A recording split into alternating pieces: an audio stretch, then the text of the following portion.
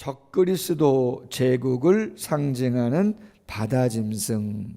적그리스도 제국을 상징하는 바다짐승. 이러한 큐티 제목으로 말씀을 같이 한번 나누겠습니다. 자, 어제 말씀을 좀 나눴었어요. 어제 12장에 있는 말씀은 용의 패배, 어린 양의 승리, 그렇게 되어 있었습니다. 어제 살펴본 것처럼 용은 누구를 상징한다고요? 마귀 사탄을 상징한다. 당연히 어린 양의 승리, 어린 양은 예수 그리스도. 그 어린 양의 어머니 되시는 아들의 어머니는 신약의 공동체, 믿음의 공동체다 말씀을 드렸어요.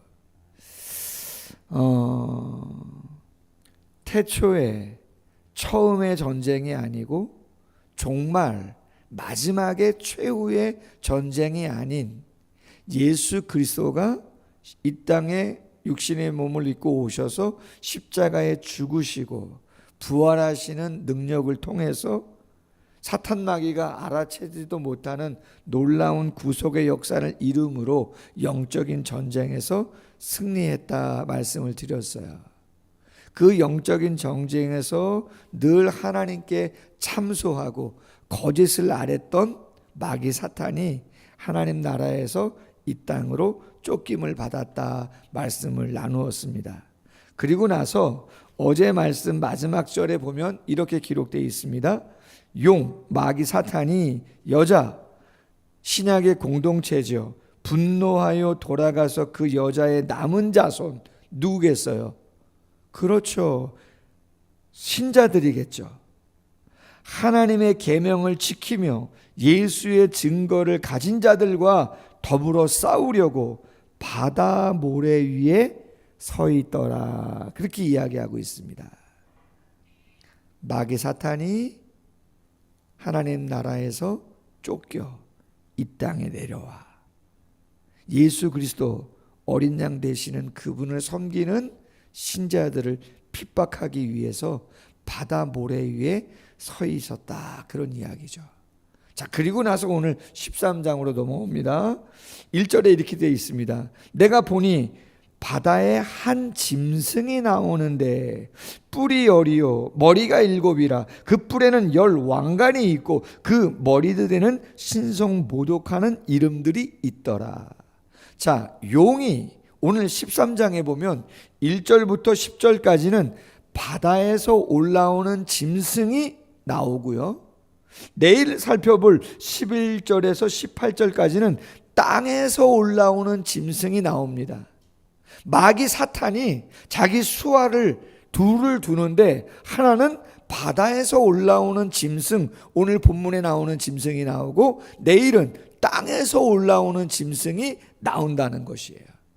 마귀 사탄이 자신의 권세를 이 바다에서 올라오는 짐승과 땅에서 올라오는 짐승, 이 두 짐승에게 위임을 합니다.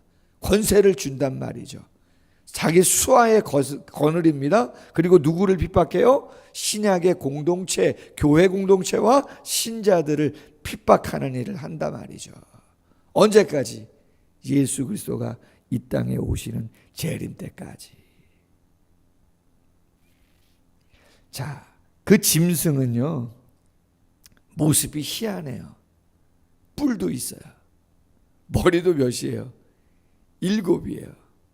뿔은 10개씩이나 되죠. 아주 귀괴하죠. 많은 학자들이 이 바다에서 올라온 짐승이 어떠한 실체가 뭐냐, 누구를 이야기하는 거냐, 어느 나라를 이야기하는 거냐, 어느 단체냐, 어느 개인이냐, 많이 역사적인 시간 속에서 한번 해석해 보려고 애를 많이 썼습니다. 그러나 결정적으로 딱 이 제국이다, 아니면 이 나라다, 아니면 이 왕이다, 아니면 이 단체다, 이 개인이다, 딱 떨어지지가 않아요. 쉽지가 않습니다. 그러나 오늘 설교 큐티 제목처럼 정확한 건 그것입니다. 적 그리스도의 제국을 상징하는 바다 짐승이다. 바다 짐승은 누구냐? 적그리스도, 예수님을 대적하는 제국. 근데 그 제국은 언제든지 있었어요, 없었어요? 역사 가운데 늘 있었습니다. 애굽부터 시작해서 영적으로 보면 아수르도 그렇고, 바벨론도 그렇고, 메데 바사도 그렇고, 헬라도 그렇고, 로마도 그렇고, 그 이후 2000년의 역사 가운데도 교회 공동체를 핍박하는 나라들은, 왕들은 얼마든지 많이 있었습니다. 지금도 있습니까, 없습니까?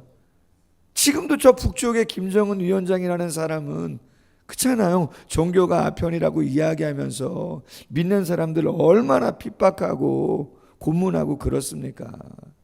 앞으로도 있을 것이라는 거죠. 표범과 비슷하고 그 발은 곰의 발 같고 입은 사자의 입 같다. 표범은 싸납지 않습니까? 곰은 강한 힘을 갖고 있지 않습니까? 사자는 포효할 때 얼마나 공포스럽습니까? 근데 용이, 마귀가 자기의 능력과 보좌와 큰 권세를 그에게 주었다는 거죠. 위임해 주었다는 거예요. 그 짐승 적그리스도에게. 그의 머리 하나가 상하여 죽게 된 것 같더니 그 죽게 되었던 상처가 나음에 온 땅이 놀랍게 여겨 짐승을 따르고. 자, 머리에 상처를 입었다는 거예요. 학자들은 이런 말을 합니다. 창세기 3장 15절에 원시복음이죠. 뱀에 대해서 하나님께서 저주하잖아요. 타락했을 때. 그때 뭐라고 이야기합니까? 여자의 후손이 너의 머리를 상하게 할 것이요 너는 그의 발꿈치를 상하게 할 것이다. 십자가의 구속의 역사가 누구에게? 마귀에게 치명타를 준다는 것이죠. 그의 세력에게 치명타를 준다는 거예요. 오늘 본문 머리 하나가 상하여 죽게 된 것 같더니 시간이 지나 상처가 낫게 되었다. 치명타죠. 십자가의 구속과 부활의 능력은 마귀 사탄에겐 치명탄 것이죠. 그러나 회복이 됩니다. 그리고 온 땅이 놀랍게 여겨 짐승을 따르고 용이 짐승에게 권세를 주므로 용에게 경배하며 짐승에게 경배하여 이르되 누가 이 짐승과 같으냐 누가 능히 이와 더불어 싸우리요 하더라. 또 짐승이 과장되고 신성 모독을 말하는 입을 받고 또 42달 동안 일할 권세를 받으니라. 42달이면 몇 년, 몇 개월이요? 한때, 두때, 반때 나왔었잖아요. 1260일 다 같은 기간이에요. 42달, 3년 반, 1260일 요한계시록에 나오는 비유적인 날인데 어떤 의미라 그랬어요? 예수님의 초림 때부터 예수님의 재림 때까지 이 땅에서 신약의 공동체가 신자가 마귀와 그의 하수인인 바다에서 올라온 짐승, 땅에서 올라온 짐승, 오늘 본문에서는 적그리스도 그러한 세력에게 어려움을 당하는 기간이다 말씀을 드렸단 말이죠. 제가 오늘 1절부터 5절까지의 말씀을 묵상하면서 한번 생각해 봤으면 하는 게 있어요. 여러분, 용이라고 하는 마귀 사탄도 그렇고요, 그의 수하인 적그리스도도 마찬가지예요. 다 어떠한 성격의 존재들이냐면요, 교만한 존재들이에요. 교만한 존재. 여러분, 교만은 다른 어떠한 것보다 하나님을 대적합니다. 하나님을 인정하지 않아요. 그리고 역시 누가 최고예요? 자신이 최고예요. 그래서 모든 경배를 누구에게 받아요? 누가 받아요? 자기 자신이 받아요. 용 자신이 받아요. 짐승 자신이 받아요. 그걸 원하는 것이에요. 근데 여러분, 늘 단순하지만 늘 우리가 그 부분에서 싸우는데, 하나님은 우리를 창조하실 때, 인간을 창조할 때 어떠한 목적으로 창조했냐면 우리 자신을 귀하게 여기시지만 하나님의 형상으로 지음 받았기 때문에. 그러나 이사야서 43장에 보면 분명히 나오죠. 창조 목적이 나옵니다. 하나님의 영광을 위하여 지었고 당신의 이름을 찬송하기 위하여 지었다고 정확하게 기록하고 있단 말이에요. 주된 목적이 당연히 우리에게 분복들을 주셔서 이 땅에 하나님이 우리를 위해서 허락하신 것들을 누리도록 하시기 위해서 우리를 창조한 게 맞습니다. 분명히 우리를 사랑하시니까 그런 것들을 주시는 거죠. 그러나 그것들은 본질적인 목적, 제1순위는 아니라는 거예요. 제1순위는 뭐예요? 하나님께 영광을 돌리고 하나님을 찬송하는 거예요. 예배가 1순위예요. 할렐루야. 하나님을 찬양하는 게 1순위입니다. 우리의 직장이 어디든 우리가 어떤 달란트를 받았던 어떤 능력을 부여받았던 그 달란트와 목적은 하나님의 영광을 위한 것입니다. 목회의 제일 목적도 마찬가지인 것이고 가장의 목적도 어머니의 목적도 자녀의 목적도 할렐루야. 그런데 로마서 1장 28절의 말씀처럼 죄가 뭐예요? 하나님을 마음에 두기 싫어하는 게 죄라는 거예요. 죄는 다른 게 아니에요. 그것은 표면적으로 드러나는 양상이고 가장 본질적인 것은 마음에 하나님을 두기 싫어하는, 하나님의 뜻을 두기 싫어하는, 그게 본질적인 죄인 거예요. 어쩌면 이렇게 설교도 할 수 있어요. 예배도 드릴 수 있어요. 그런데 어쩌면 하나님이 자꾸 마음에 감동을 하시는데도 그 감동을 자꾸 배제하는 거, 그것이 본질적으로 죄일 수 있는 거죠. 그래서 성경은 이야기하는 거예요. 교만이 패망의 선봉이고 거만이 넘어집의 앞잡이다. 잠언서 16장 18절 말씀에 그렇게 이야기하고 있는 것이죠. 용은, 적그리스도인 바다에서 올라온 짐승은 절대로 영광과 경배를 하나님께 돌리지 않습니다.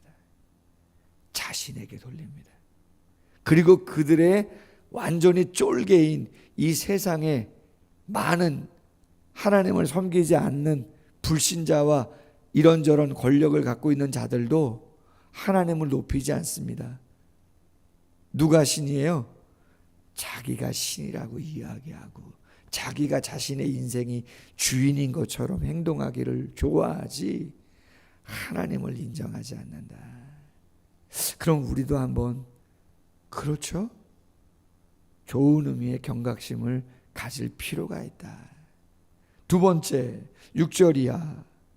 자, 짐승이 입을 벌려 하나님을 향하여 비방하되 그의 이름과 그의 장막 곧 하늘에 사는 자들을 비방한다. 뭐 당연하지 않겠습니까? 또 권세를 받아 성도들과 싸워 이기게 되고 각 족속과 백성과 방언과 나라를 다스리는 권세를 받았다. 여러분, 성도들이 이기겠어요? 짐승, 적그리스도, 이 땅에서 말이에요, 눈에 보이는 로마의 제국의 그 황제가 세상의 권력을 가지고 신약의 공동체인 교회 공동체를 직접적으로 핍박할 때 세상의 힘으로는 누가 이기겠어요? 그건 당연한 거 아닙니까? 로마의 황제가 이기겠죠. 이 땅의 군사력을 가지고. 그러나 궁극적으로 진정한 승리는 누구에게 있겠어요? 어제 말씀 나눴잖아요. 아무리 강같이 물을 그저 쏟는다 할지라도 독수리의 날개로 품어주시는 보호가 있는 것이다. 그러나 현실 속에서는 어쩔 수 없이 세상의 총칼에 패배하는 모습 일시적으로는 당할 수 있다. 그래서 계시록 17장 12절 말씀에도 내가 보던 열불은 열왕이니 아직 나라를 얻지 못하였으나 다만 짐승과 더불어 임금처럼 한동안 권세를 받으리라. 한동안 하나님이 허용하시는 그 기간 동안, 그때가 언제일지는 모르지만 그 기간 동안 어쩔 수 없이 이 땅에서는, 현실 속에서는 패배하는 모습과 같은 어려움을 당하는 순간순간들이 있을 수 있다. 죽임을 당한 어린 양의 생명책에 창세 이후로 이름이 기록되지 못하고 이 땅에 사는 자들 누구겠어요? 불신자죠. 생명책에 기록되지 못한 자들은 불신자들이잖아요. 불신자들은 다 그 짐승에게 어떻게 한다고요? 경배하리라. 절대 권력을 가지고 행사하는 적 그리스도에게 동조해서 따르겠다 이 말이죠. 불신자들은. 누구든지 귀가 있는 자들은 들어라. 자, 10절 보세요. 사로잡힌 자는 사로잡혀 갈 것이요 칼에 죽을 자는 마땅히 칼에 죽을 것이니 성도들의 인내와 믿음이 여기 있느니라. 해석이 조금 두 가지로 갈리는데요. 10절 상반절 사로잡힐 자는 사로잡혀 갈 것이요 칼에 죽을 자는 마땅히 칼에 죽을 것이니라. 그렇다면 사로잡힐 자, 죽을 수밖에 없는 자는 누구를 의미하는 건가? 학자들은 크게 두 가지로 해석을 합니다. 다 합당한 해석이지만 후자의 해석이 더 본문의 흐름상 맞다고 이야기하는데, 어떤 해석이냐?